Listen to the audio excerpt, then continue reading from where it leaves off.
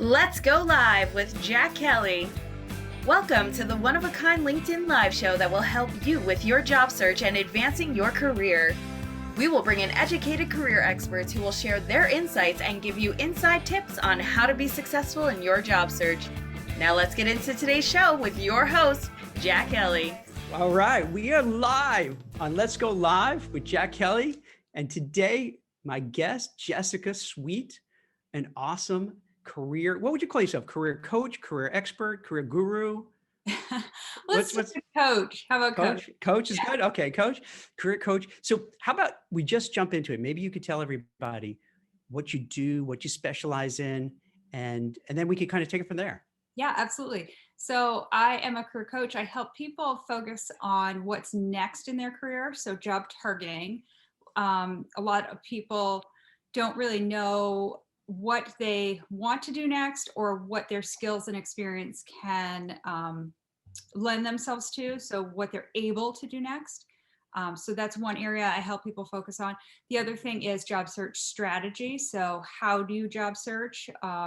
Many people that I work with haven't searched for a job in a long time, or they've been recruited into their job, or a friend has recommended them for a job. So the population I work with is people in midlife, and that's kind of loosely defined. It's like 35 to maybe 55-ish. So lots of people in there have been working in a job for a while and now maybe find themselves out of work and haven't job searched in a while. So I help people with a strategy that actually works to find them a job. And then the last thing is my background is in social work. So I did therapy. And so I really help with mindset and emotions that can go into all the stuff that goes with job search and figuring out what's next. That's great. You know what? If you don't mind, I definitely want to hear more about kind of the what next part, because what I've been hearing both personally and professionally over the last, I don't know, how long has COVID been now? 9 months, 10 months, 5 years, whatever it's been. Over that course. So there's so many people who are trying to like reevaluate like what they're doing, what they want to do. Mm-hmm. It could be someone in their 20s to someone in their 60s. Yeah. It really runs the gamut, all industries, all types of careers where it makes sense. I guess, you see loved ones contract, the virus. You have got, sometimes people pass away that they know, and it really makes them reframe themselves and like, what do I do? Like, what's the next thing? Do I want to keep doing the same thing for 20 years or 10 more years or 5 more years, whatever it may be? So when you get these people, like, how do you help them? How do you get people who trying to figure out, all right, what's my next step? What do I want to do? I don't know if I want to keep doing what I've been doing. Help. Yeah. So first, let me just say, when this whole thing happened, when COVID happened, and then we saw obviously layoffs and all that, I expected people to hang on tight to their jobs and not have that experience of kind of soul searching and thinking, I don't want to be doing this for the next 20 years. I need to figure out what to do next. I really was shocked by people's introspection and willingness to just do what actually mattered to them rather than flee to safety and fear. So that's the first thing. I was truly shocked by that. And in a great way. I mean, I think it's fantastic that people's wanting to do something better for themselves was greater than their fear. So that's the first thing. But in terms of how I help, a lot of it, I mean, it sounds really hokey, and I don't like to say this, but a lot of this is kind of soul searching. So for me, it's like putting together puzzle pieces. It's understanding different pieces of what works for you. So it's where your skills and experience overlap with what you want to do, what you can get paid to do,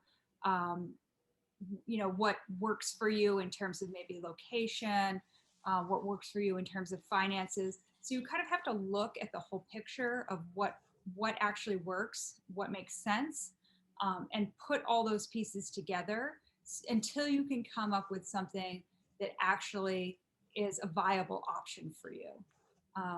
So that's what I really help people do, is walk them through a process of what makes sense, and narrow it down to a point where they say, yes, this is the thing I want to do. I agree with that. I like that. In fact, I drew a handy little diagram as you're talking. So I don't know if this show up. So I don't know if that shows kind of, it's like a Venn diagram, right? Where, because I subscribe to that, where it's a combination of things. I think, I'm not a career coach, but as a recruiter, when I'm talking to people, yeah, you will, and they just ask advice, like, what do I do? It's what I find helpful. And what I find over the years that leads to success is, okay, what am I good at? What innately do I enjoy doing? Like when you get up in the morning, what's the first thing like you just want to do? So find what what you like doing. I would also add, you have to be kind of good at it too, because you may like something but not good at it. That's not so great. But if you're good at it, and then also the reality is, and it's crass, but the reality is also, can you make a living at it, or a living that you so desire? Then if you have those concentric circles and it hits the sweet spot, then you're onto it. Right? Is that, so that's kind of what you're saying, that you just want to have that. I mean, there are more nuances to it than that, but that's really kind of what you have to look for. And even knowing that, it often takes sitting with it and really trying to understand it before you can get to what is that thing. But those are the elements. I mean, if you can get paid to do it, you like it, your skills and experience lend themselves to it, and you're good at doing that thing. I mean, like you said, you're onto it. That's something that would make sense for you. So what happens? Do you get a lot of people who just like, they'll say, hey, I want to change, I want to do something different, but then really don't know what they want? Is that kind of the most common thing, or one of the most common things? Yeah, they don't know what they want. But in my experience, most people really don't make a huge change. What they really do is they make a pivot. So they will be doing one thing, and instead of like going way over here, they'll just kind of go over here. And so they use transferable skills. They'll use stuff that they have already been doing, and just move it from one area to a different area. So for example, I have, a salesperson who's, has a lot of customer experience. And so he's looking at customer experience jobs. So, a lot of working with people, a lot of the same skills, and they transfer over. But it's not so much of a, he's going from sales to, doing something so different. It's just a pivot. So if you're looking to do something a little different, maybe the first step is kind of figure out, okay, I'm really good at sales, but maybe I don't want to keep selling insurance or real estate, or whatever the case may be. Let me see how I could take those skills and maybe move it to something else. And maybe it's not even sales. It might be, like you said, customer experience, or some other areas where they want someone who is gregarious and outgoing and friendly and communicative and could easily bond with people. So I guess to find those skills that could kind of move over somewhere else. I guess you didn't mention this, but I guess it probably works better when you're doing it incrementally, kind of make that first move that makes sense. And then maybe once you get there, then you can figure out, okay, how do I then go a little closer and closer and closer to ultimate what you want? Is that kind of a thing? Yeah, I call that a leapfrog job. Okay. That's my term for it. So if you have a job that is a little bit too removed to actually make the whole leap, you find something in the middle, and then you leapfrog over. And that can take time. And so when I'm working with people in midlife, they worry, I don't have enough time to really get That's a good point, right? You see the clock is ticking and you start getting worried. Yeah. And so people say, I only want to work for 10 more years. How am I going to do that? And so sometimes that's a challenge, but if the leap is too great, there might not be another way to really make that happen. Because then you got to also factor in this too. Like you said, if you're a certain age, you said you work, let's say, in the range going to 55. So let's say you're 55, and then you're like, what do I do now? And then maybe I want to go back to school for something. Then you're like, well, then I'm going to be 56, 57. And in my opinion, there's a lot of ageism out there. So then it's going to be hard when you're competing against people half your age. So And then also, I guess you have to worry about the financial ramifications too. If you're used to earning a certain amount of money, let's say you're a SaaS, tech-ish salesperson, you're making, 250,000, but you're just like miserable for whatever reason. And then you go pivot somewhere else, maybe a drastic cut, right? Exactly. And when you're in midlife, you can't necessarily afford to do that. You have kids, you have maybe college Yeah. payments, you have a mortgage, so you've got responsibilities that you might not have had when you were 20. So there are a lot of things, and that's what I was saying, like there are more nuances to figure out your job target than just those three pieces. Yeah. It is more complex. So you have to take into account, I don't want to go back to school. I don't want to lose my salary. All these other things that play into it. Um, but those three things are kind of the biggest, like that's the 10,000-foot view. Yeah. You do have to kind of get into the weeds and really understand all the pieces. I guess it's like a lot of things in life. You're not going to have everything. Mm-hmm. You're going to have, maybe you're not going to get that 100% career change overnight, but maybe you get 40% or 50% or 60 to start with. But like you said, if you frame it and manage your own expectations, okay, it's a leapfrog kind of thing. Okay, this must be 50%. But then once I get more experience in the space, I build up a network, I get known, I build a reputation. Okay, then maybe I can get something that's 60% and so on. Mm-hmm. Is that kind of a strategy that? Yeah, I mean, that works a lot. The other thing that I've noticed is many times people come to me and say, you know what, I'm just so burned out. I hate this career. I'm done with it. I need something totally different. It's just like everybody now. Right. Because after they've talked it out, what Yeah. they realize is they don't need a new career. What they actually need is a new job. And what is really bothering them is their company culture or their boss or something about the way their current setup is. And if they could fix certain things in their company, um, then doing a job in a different way Mhm. would actually be exciting to them. So, for example, I was speaking to a woman the other day who said, "You know what? I'm just done with this product that I'm working with. I can't deal with it anymore. It's just horrible." And I asked her, "What's horrible about it? What do you not like?" And she said, "Well, working with this product is just so siloed. I don't have colleagues anymore. I hate it." And I said, "Well, is that true for every company that works with this product?" And she said, "I don't know." So um, I, we still don't know the answer because she's in process of figuring that out. But if it turns out that other companies work in a team format around this product, then maybe she doesn't have to stop working with this product that she's built an expertise with. Maybe she can just move to a different company that works with it in a different format, and then she can um, maintain her expertise, her salary level, and just work in a different company. So it's problems like that that you just need to solve rather than scrapping everything and moving on. Yeah. I wonder, do you get this happens where they come to you and they just want to scrap everything? They just, because I think we all do this. We wait till like we're at our wit's end and then it just blows up. You're like, I can't take it anymore. That's it. And you almost have to bring them back from the ledge. Say, wait. Mhm.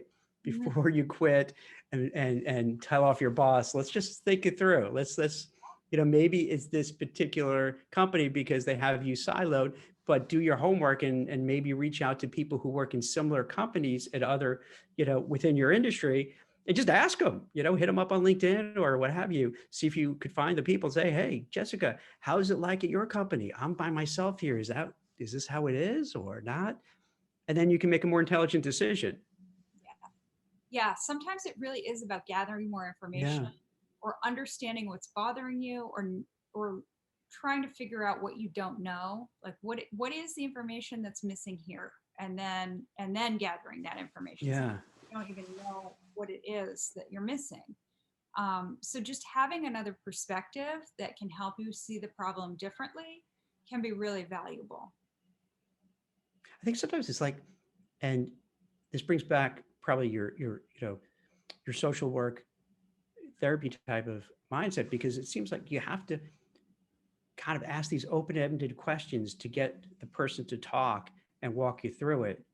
So then you could help them say, oh, okay, I hear you. I see where you're going with this. And this is what, we could do. And you could probably help them separate which are things you're just frustrated with and what have you, but they're not real terrible issues. And what are like really serious things where, okay, I do have to move, or I do have to do something different.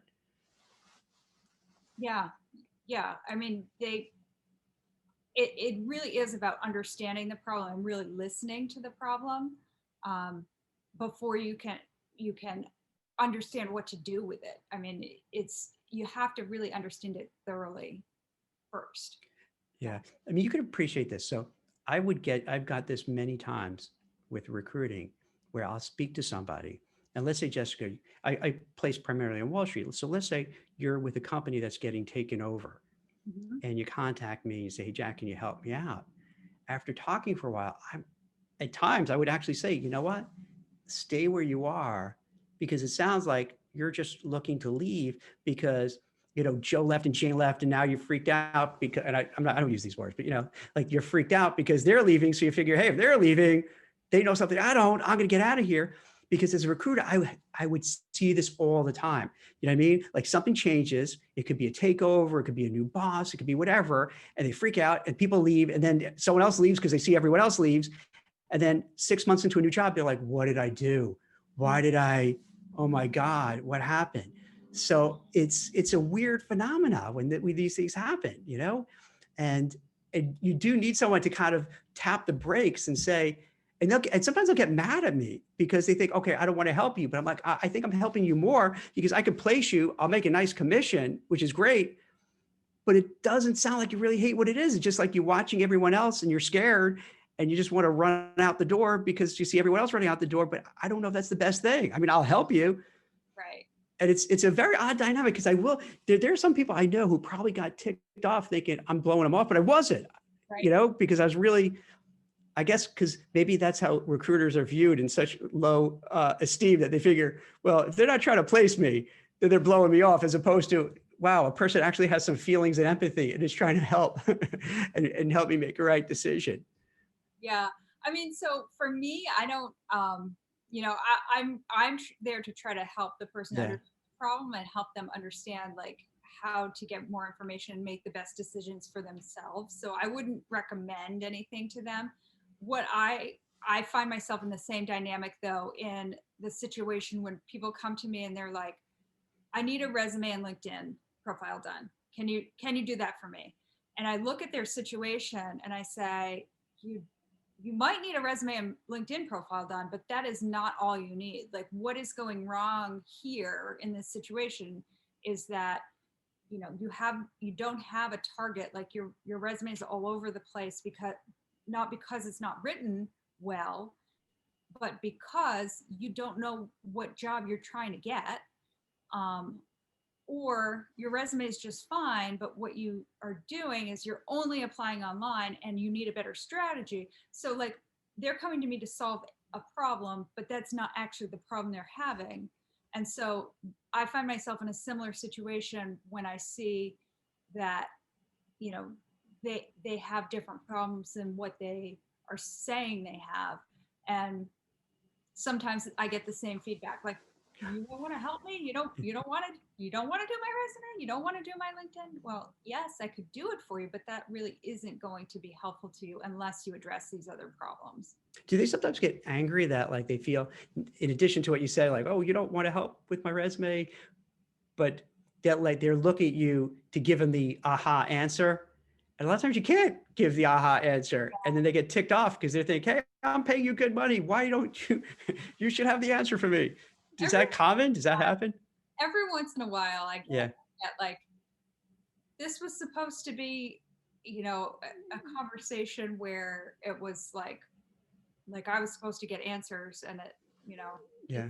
it doesn't always work that way where you get answers. It's more like you get questions, and they're supposed to be really good questions that give you ahas that help you know how to get answers. But sometimes people just want advice, and that is Like I can't make choices for people. I wouldn't make choices for your life that would be good for you. So This is kind going to sound very, very wrong. I would Mhm. almost say politically incorrect because I don't know if that's the right term for this. But sometimes it seems where for job seekers, particularly in a kind of a pandemic situation, they're so beaten up, their self-esteem has plummeted so much. It's almost they do want someone to say, okay, do this, do that, or even more so, they just want people to do it for them. And I'm not saying that because they're lazy or they don't want to try.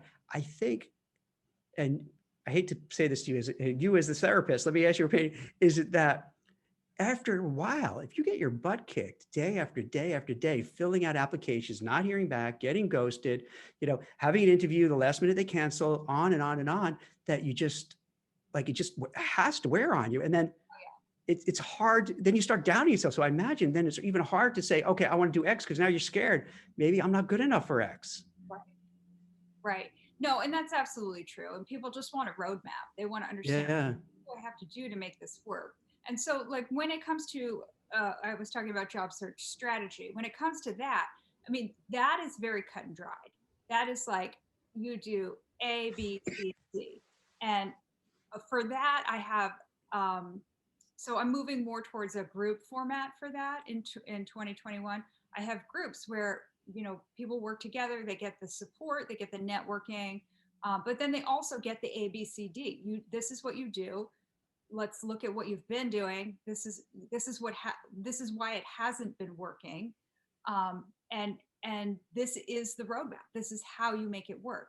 It doesn't guarantee you're going to get a job, obviously, but it guarantees that you're going to understand a strategy that works better than what you've been doing. So I think people do just they want a roadmap. They want to understand, why things haven't worked, and they do want answers because it feels complex. It feels mysterious. Um, so I think that's what people want. I think that makes And it makes sense. Right? Yeah. And what kind of strategies? And I know it's not fair to ask because everyone is so different and unique. But are there kind of some core strategies that you would suggest for people? I mean, so one of the big things that people do is apply online, and I always describe that as eating frenzy.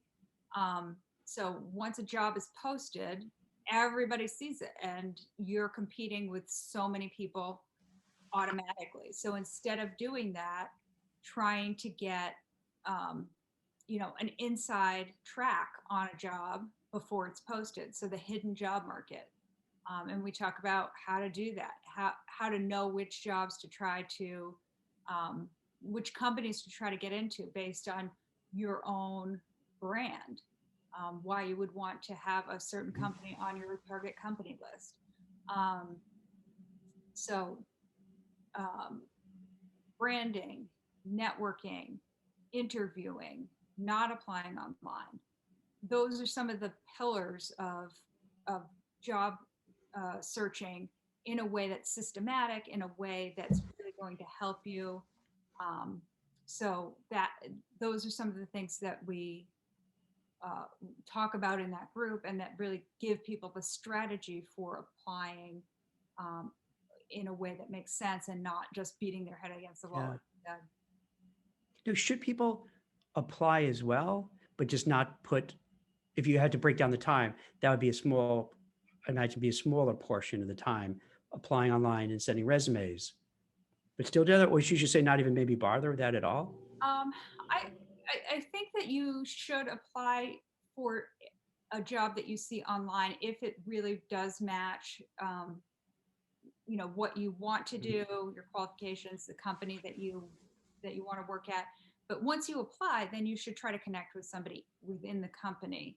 Um, so either somebody that you already know or somebody that you should know. So like seek out somebody, try to make a connection, let them know that you've applied, let them know why you're the best candidate for that job.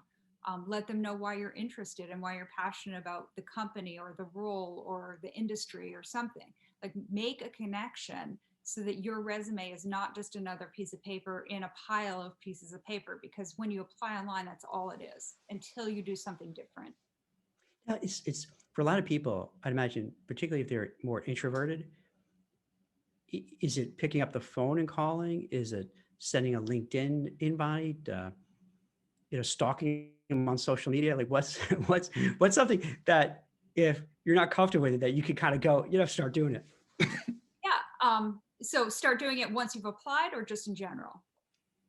Either way, it's just to, so, because for me, I've been recruiting over 20 years, so I'm comfortable picking up a phone, making a cold call. I'm comfortable sending out, emails to people, LinkedIn things. And at this point in my life, I've done it so long, I don't, it doesn't hurt really that much when you get rejected, because after a while you get a thick skin, and if I try to get in touch with 10 people, 8 of them probably would have no interest. But if there's 1 or 2, so, but for most normal people who aren't in a profession where you're constantly reaching out, you're constantly getting rejected, it's hard. Yeah. So yeah, what would you suggest for people to do? So I think the first thing is to adjust their expectations. So just to hear that from you, I think it's really important to know that a 10 or 20% return rate, like acceptance rate, is totally normal, and to expect, 80 to 90% of your inquiries to go just violent is Yeah. normal, and to expect that. So that's the first thing. The second thing is, I think have a method that works for you. So if it's, writing something on LinkedIn, I think that's probably the thing that feels comfortable the most comfortable for the most people. And then have a template that works for you. So, and a fill in the blank template. So maybe a reason why you're reaching out to them in particular, what you're looking for, and make your ask very, very small. Why you're, passionate about it. So find some different things to add in there and template it out and make sure you perfect it. And then do like stalk the person on social media, and be careful, do not maintain good boundaries. So when you're stalking them, make sure it's really public information that they're sharing in a professional way, and then include something in your email. So oh, I saw we went to the same college, or oh, I saw you like the same sports team, or I saw you worked on this professional project and that was really interesting to me. So, something professional that you want to share. And then, send it out and see what happens, and try not to get attached to it. But I think it is practice, and I think it is lowering your expectations, and I think it is being professional and keeping your ask extremely specific and small. So asking one question, or asking for a 15-minute phone conversation to discuss X, so they know exactly what to expect, and then being polite. So that's what I would recommend. It's great advice. I particularly like when you say don't get attached to it, Mm-hmm. because my take from when you say that, and this happens, let's say in my world, let's say you're trying to get a certain client. You're like, if I could get this client, this is gonna be awesome. This would be great. You know what I mean? It's a marquee client. We could place a lot of people. And if you I find out if you get too chat, it actually backfires. In my experience, it backfires. Yeah. Not all the time, but because you put so much into it that then you freak yourself out a little bit. You get a little nervous. You get a little uptight. Then okay, do I say this? Do I not say this? And as opposed to just being natural, you just change your whole thing. So it's almost like you have to, okay, this is important, and but you just almost have to go into it like, okay, I'm going to I'm doing everything else. Mm-hmm. And I find out from experience that works better. It's the weirdest thing. It works so much better, where it could be the most serious thing. Like my kids will laugh at me because I'm doing a lot of, different, Zoom calls or what have you from home. And so they'll say, and let's say there's something I have to tell them about, it's really important. And they see me all relaxed going into it. I'm like, well, shouldn't you kind of be more prepared? Shouldn't you do this? And and I'm not going to pretend to them. I'm very, very upfront with them. But yes and no, yeah. But I find out if I do, I'm not going to come across authentic, and I'm not going to come across genuine. And I prefer to come across that way, because then they know who I am and what I'm about. And either they like me or they don't. And that's cool, because they like me. That's the person they're going to get. to work with them. If they don't like me, then all right, it probably wasn't a match.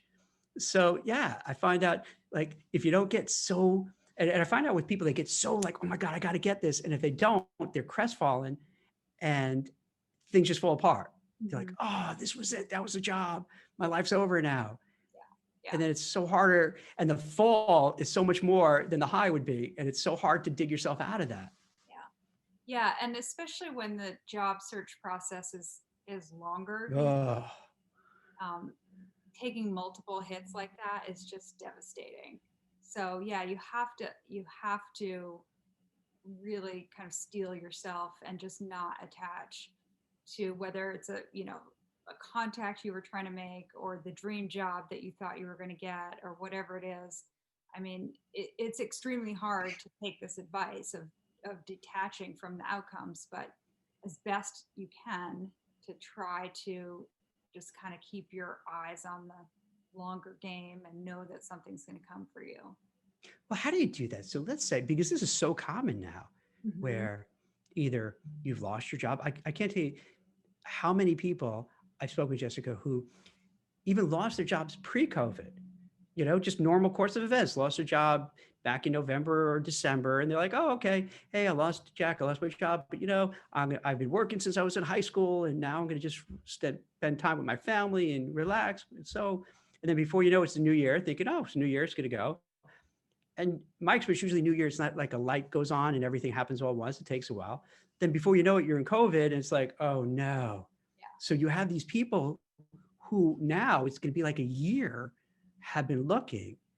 And even if not looking, people who are in a job, but like they're home, they and their spouse are both working. You're juggling two young kids who are online, stressed out of your mind. Like, how do you coach people just to keep it all together Mhm. and Yeah, not just fall apart? I know. I mean, a lot of it is about self-care, stress management, kind of taking apart the problem and looking at what's actually happening and seeing where you can tweak things. I mean, it's extremely hard. I don't have all the Yeah. answers. Yeah, because it's obviously a situation that nobody has.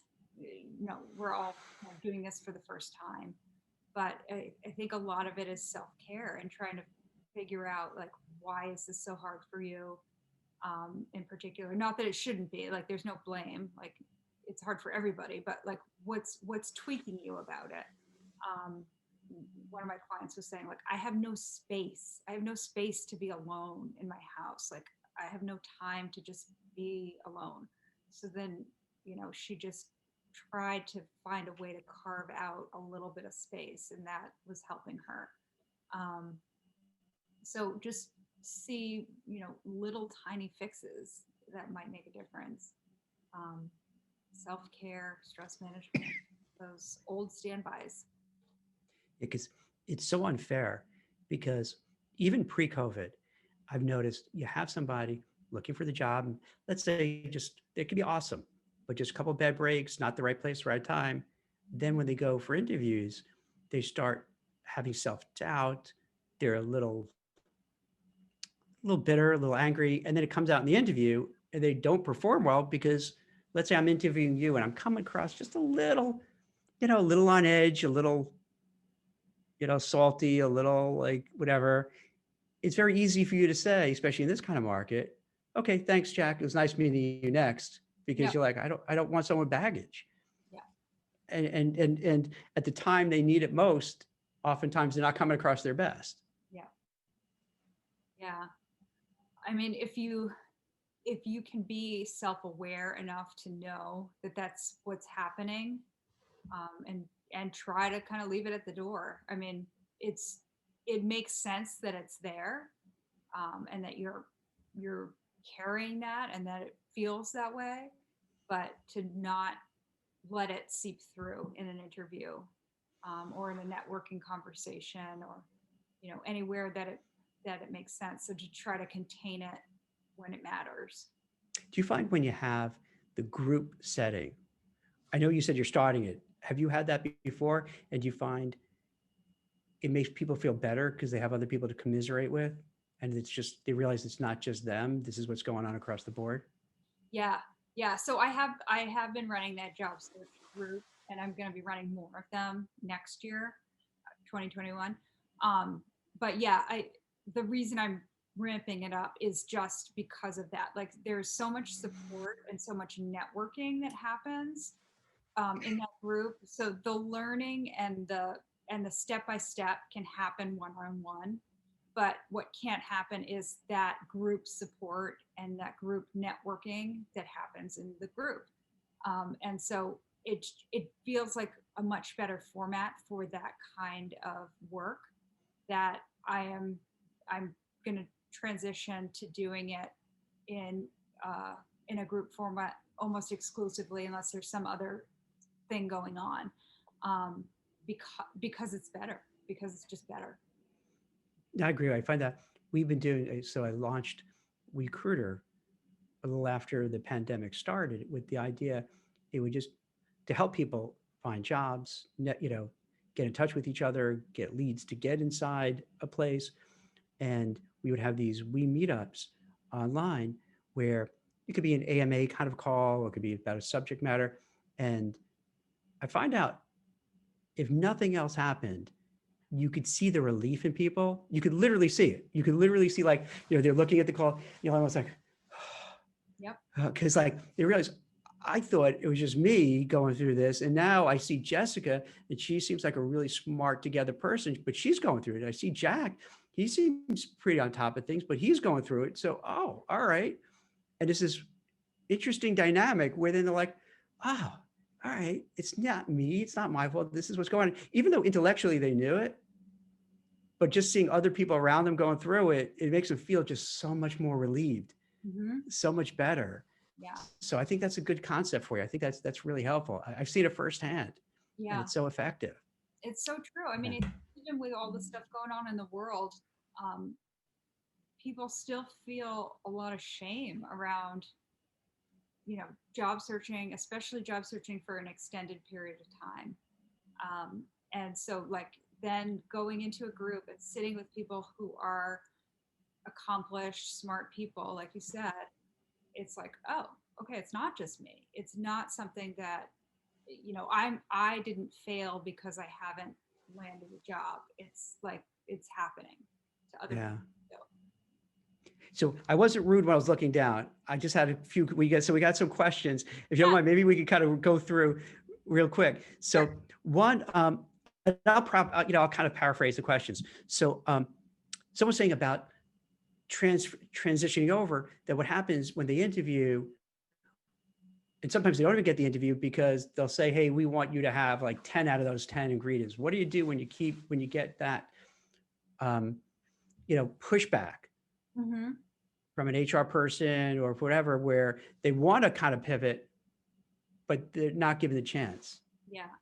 So there's a couple things. So one is networking your way in to a company can help with that. If you have somebody that's your internal cheerleader and can say, hey, this person maybe hasn't done this job before, but they are absolutely the person you need to hire because of XYZ. Having somebody that can really vouch for you, it really means a lot. So, I mean, think about shopping online, and when you say you go on Amazon, you almost always look at the reviews. Like something has like all these 5-star reviews, you're like, oh, I have to buy that one, right? Like that's the one you need to buy. And the same is true when you have job candidates. If you have a job candidate that has a 5-star review, you're like, okay, well, I have to interview that candidate. So it gives you a much better chance. The other thing is, if you can have a resume that's written that really targets the new role, so it really highlights the things that you are trying to do in the next job, even if you don't have the 10 out of 10, but it shows that you have 7 out of 10 and really hits those hard, that can help you. If you can find ways to fill those gaps, so maybe you haven't done some of those things in a job setting, but you are going to volunteer, or you're taking a class, depending on what they are, that can help. So those are some ways that you can try to bridge those gaps and get your foot in the door. And speaking of gaps, someone was asking, what do you do when you do have that 6 month plus gap, Mhm. because they always ask, and I'll just editorialize this part, because they always ask, okay, what are you doing? Yeah. And then you have to say something. What would you suggest, even if it maybe it's a little too late for the people who are doing it, or how they can reinvent what they did so Yeah. they could have something to say? Yeah. Yeah. I mean, so if you're in a gap, you really should try to take a class, even if it's like an online class, or something. I mean, do something other than sit on your couch and watch Netflix. Um, Oh, I can't do that. That's become the go-to thing in my family. Oh my God, way too much. streaming Oh my service God, way too much. doesn't really help unless you can position it as like Yeah, market research. yeah. So like try to do something that you can say like, oh, I was taking this course, I was like bettering my career somehow. Try to do something so you can position it. If you were job searching, again, the networking goes really far. So it's like you're job searching for 6 months. It happens. If you can have someone that's your internal cheerleader in a company and they say, yeah, this person was job searching for 6 months, but they're amazing. It's going to take the doubt out of the hiring manager's mind. Like they're not going to be like, oh, this person has a gap. They're going to be like, okay, this person has a gap, but everything they've done before that was amazing.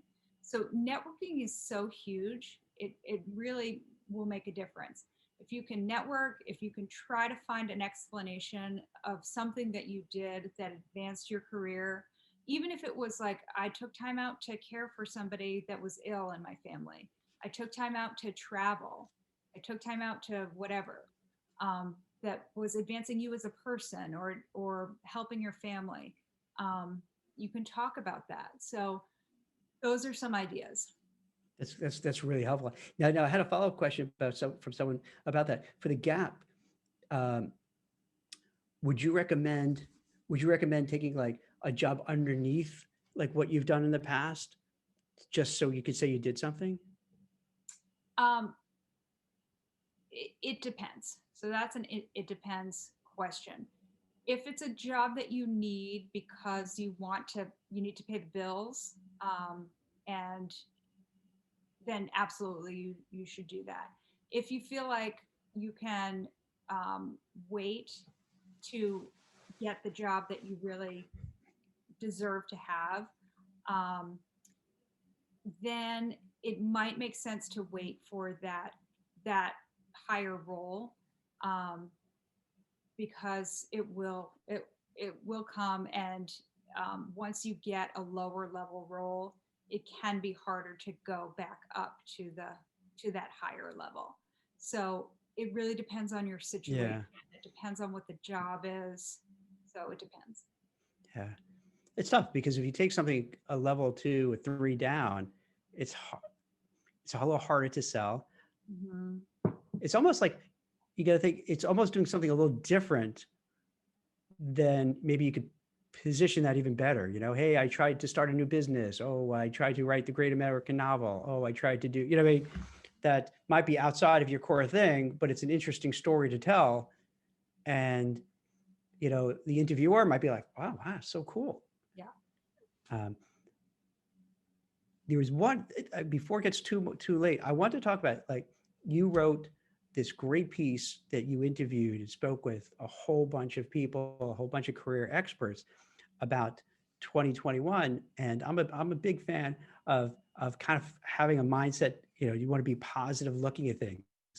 And this year obviously was not so great. So it's easy for people to still go into 2021 thinking it's just going to still be miserable. Mhm.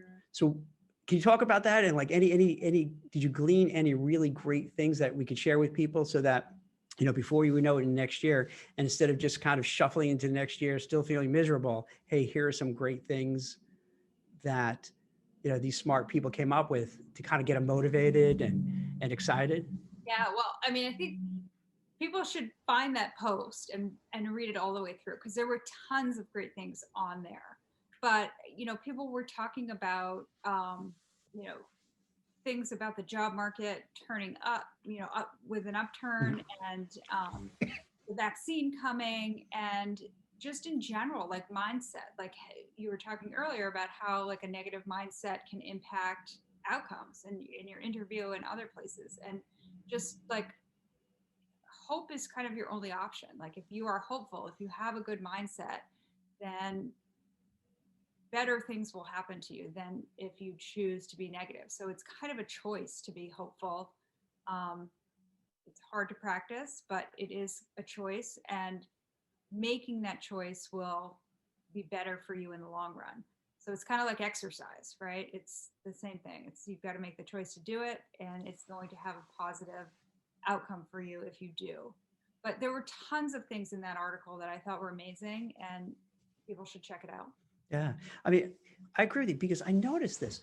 If whether it's in your career or in your personal life, let's say you meet somebody and that person has a great attitude, they're upbeat, they're positive, they're like, hey, Jesse, hey, Jack, let's do this. And hey, I got this going on. You want to come and join me doing this and what have you? You're drawn to that person.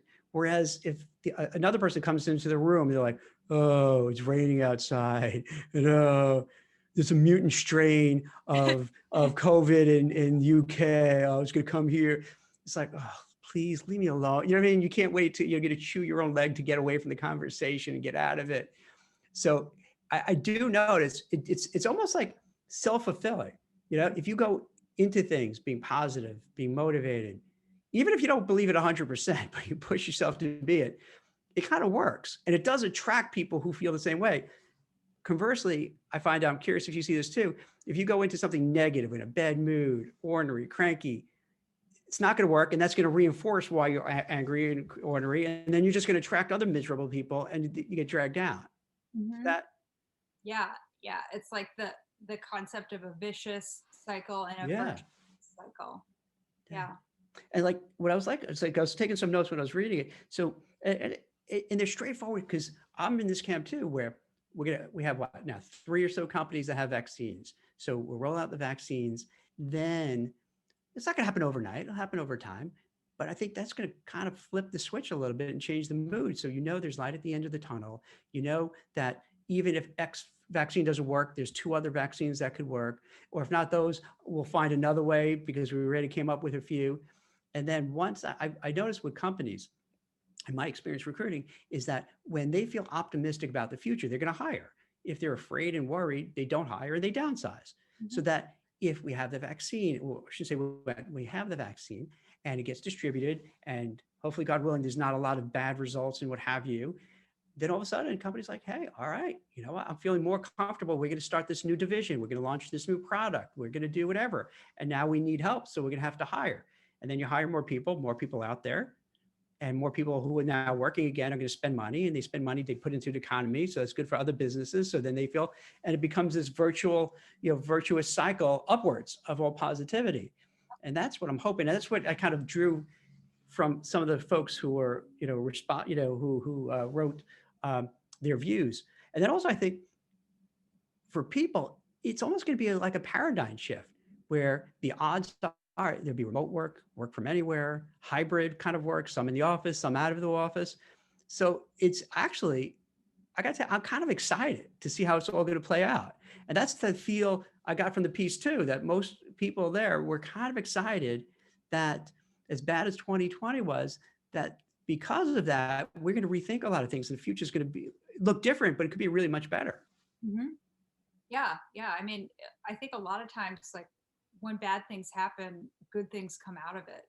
People rethink the way things were being done, and good things do come out of it. So it's been a horrible year for so many people, but I think that there will be many things that grow from that. Yeah. So I imagine with this kind of year, the therapist social work background really came in handy, I'd imagine, right?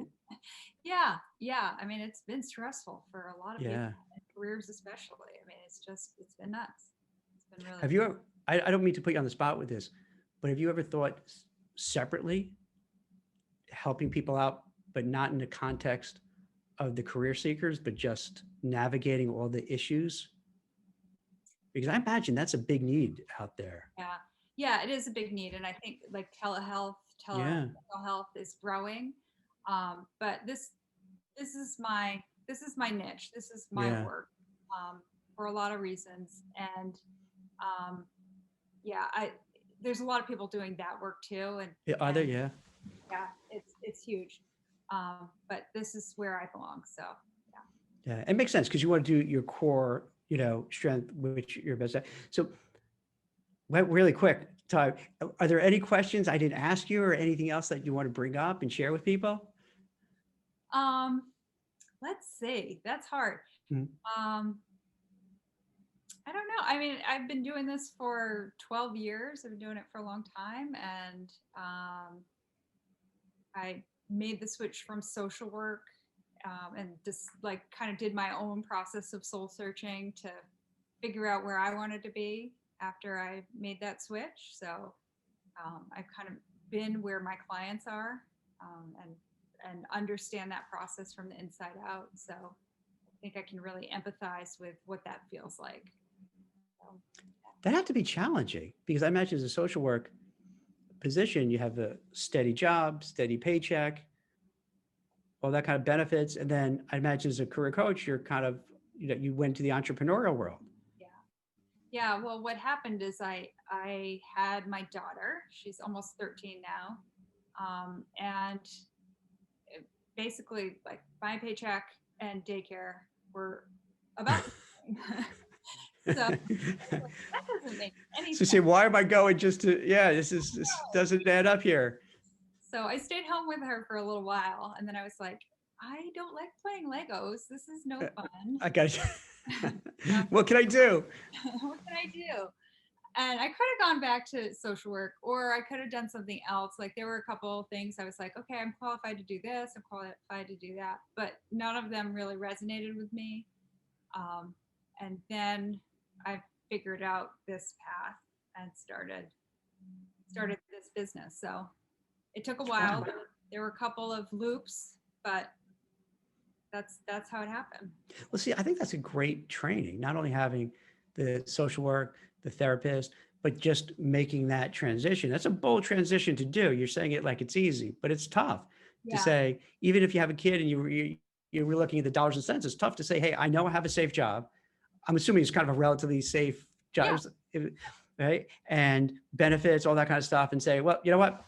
Nope, I'm gonna just go on my own, do something I've never done before, and just try it and make a go of it, and last 12 years, which is great because statistics show most businesses fail like the first year or like, I don't know the percentages, but by year 5, it's like, so many businesses just flame out. So doing it 12 years, that's awesome. Yeah. And so when you speak to candidates, it's like, yeah, I've done it. I've walked away from something, a safe gig, and started from scratch. And that's not easy to do. It's true. So you can empathize with them and understand, and they can kind of know, because I think when people speak to someone, they like when people practice what they preach. Mm-hmm. So they don't feel like, all right, they're just saying it, but like, no, I did it. I know what it's like to take that chance. So that's pretty cool. Yeah.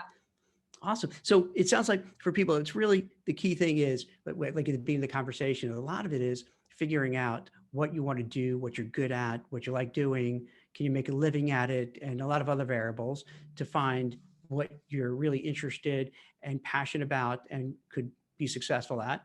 I think there's a lot of things what you have to do to find a job, but it sounds like really one of the most important way, probably one of the best ways, if not the best way, is to really find people at the companies that you can contact, get in front of them, get someone to give you a good recommendation, get you in the door, as opposed to just sending out an application with a gazillion other people. Yes. And then might be time sometimes where you have to do a leapfrog kind of job where like, all right, hey, I know I want to pivot. I want to do something else. And maybe that's not the exact perfect job yet, but kind of keep going into that direction. Mm-hmm. So, and that a lot of other things too, but like, it's really good. So you know what? It's really great when people like yourself give good, practical, actionable advice. Lots of times, and put aside this industry, just like in anything, like sometimes you hear advice and you roll your eyes like, it's like pie in the sky, whatever. Yeah, of course, feel good. Hey, do this, but it's not grounded in reality. And I like a lot what you're saying, Jessica. These are practical things you could do. Practical things, get on LinkedIn, find people at the companies you want to work for, try to get in touch with them, get in front of them, really practical stuff. Don't maybe waste 9 hours out of the day filling out applications. Job search, spend more of that time finding that right kind of person, and then working also on your mindset, your outlook, and making sure you're taking, as you said, self-care, because even though I think myself, it sounds like yourself and a lot of the people contributing to that article are positive about 2021. I don't think that we're naive that all of a sudden it's going to be hoorah, January 2nd. It's going to take a while. So it's really to kind of run that marathon and take care of yourself along the way, because it's still going to be a little bit of rough road ahead. Yeah, definitely. Excellent. Well, thank you so much. Thanks for coming on. This is some great advice. And I think a lot of people will be helped by it. I think a lot of people will probably be hitting you up. So if someone wants to get in touch with you, what's the best way, Jessica? Well, on LinkedIn is a great way. And then on my website, it's www.wishingwellcoach.com. So those are some great ways. Fantastic. And I'll shoot out that article after we get off. Excellent. So it was great meeting you. It was great speaking to you. And thank you so much. Thank you. Thanks.